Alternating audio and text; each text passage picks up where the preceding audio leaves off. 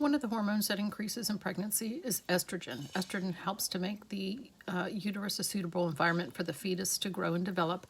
Estrogen also increases some of the clotting factors in your body, which also can help benefit you during pregnancy because it helps the placenta adhere to the decidua. One of the problems with estrogen is that in increasing these clotting factors is it increases your hypercoagulability in your body, and hypercoagulability is basically an increased risk for clotting. Your blood clots a little bit too much. So because of this increased hypercoagulability, you're at increased risk of developing a DVT, which is a deep vein thrombosis. When a deep vein thrombosis breaks away, it is called a pulmonary embolism. So your risk of developing this DVT and the pulmonary embolism increases as a result of the increased amount of estrogen in your body during pregnancy. As far as other risks, if you are on birth control, the birth control pill, what it does is the birth control pill that has estrogen in it, the estrogen kind of tricks your body into thinking that you're pregnant, which is how it prevents you from getting pregnant. So increasing the amount of estrogen through the birth control pill also will increase your risk for developing clots, and thus DVTs and pulmonary embolisms. Another risk factor that you have is if you are overweight, your body has too much adipose tissue in it, and women who are fat have this adipose tissue, and that adipose tissue unfortunately stores estrogen. So when you have a lot of adipose tissue, you have increased estrogen, and once again the estrogen increases your risk for DVT and PE through its clotting factors. The pathology of a deep vein thrombosis is that it's several factors for the patho of DVT. First, a DVT develops in the deep veins, usually within your legs.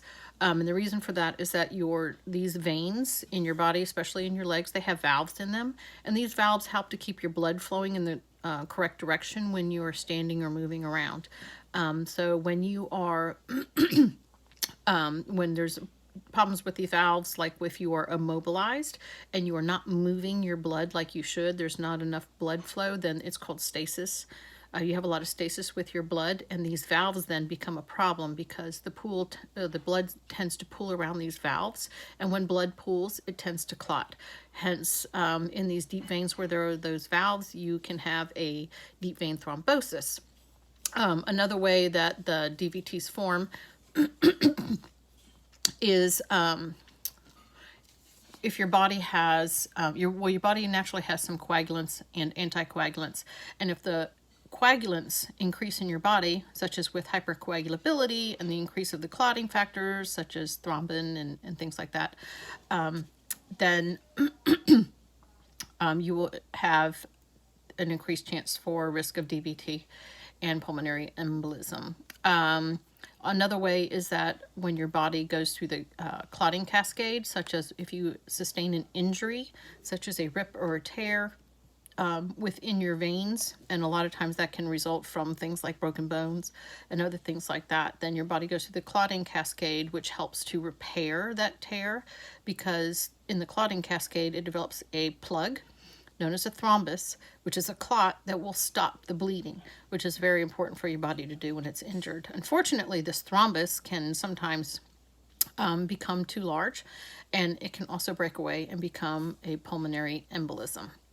One of the physical assessments for a DVT is that I would be looking for is I would look at a difference in the circumference or size of one of your extremities, such as an arm or a leg. If one's significantly larger than the other, that's a warning sign of a DVT. If there is warmth over the area, and if there's also redness over the area. Another thing that I would look for is if you have pain when you are walking around, which is called ambulating. So pain with ambulation would also indicate a potential of there being a DVT.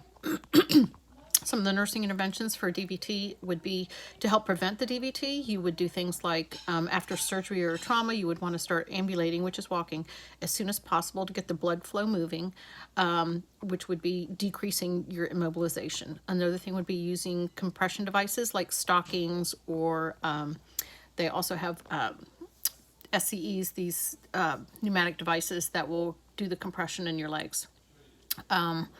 And another thing is, if you are in bed or even if you're sitting a lot, to do a lot of leg exercises such as ankle movements and to do leg pumps or the ankle pumps that will help increase the blood flow and the movement in your legs, which helps to move that blood and lower the risk for a DVT. Another thing is medications. You can take anticoagulants such as warfarin, heparin, and aspirin's also an anticoagulant. And then once a clot has formed, some of the interventions would be to administer an anticoagulant medication such as thrombolytics, like a tissue plasminogen activator, otherwise known as TPA. And there are other things also that can be used to dissolve that clot. Now, the pathophysiology of a pulmonary embolism, like I had mentioned before, pulmonary embolism basically is developed most of the time from a DVT.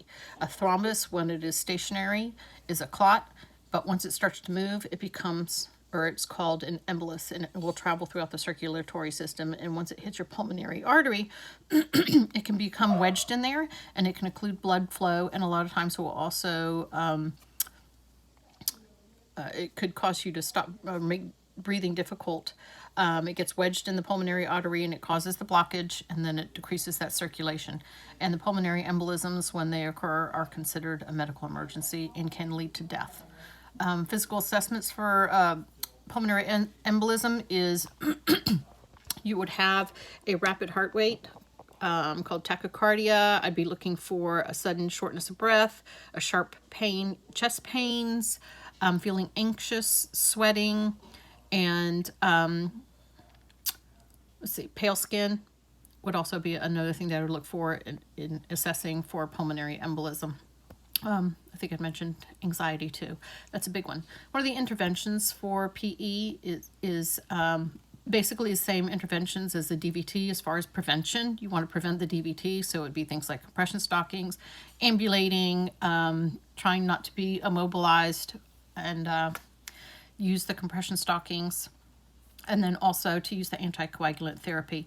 Once the PE has formed, it is a medical emergency, and some of the interventions would be to administer oxygen, administer some pain medications, anti-anxiety medications, thrombolytics, and things like the TPA, because you want to dissolve those clots. And then also surgery would be indicated to remove the PE.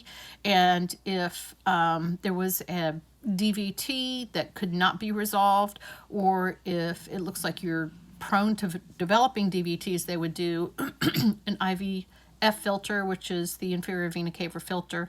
That would basically, it's like a basket that would help trap the embolism once it travels up to the inferior vena cava. So those are the interventions for a PE. When looking at neonatal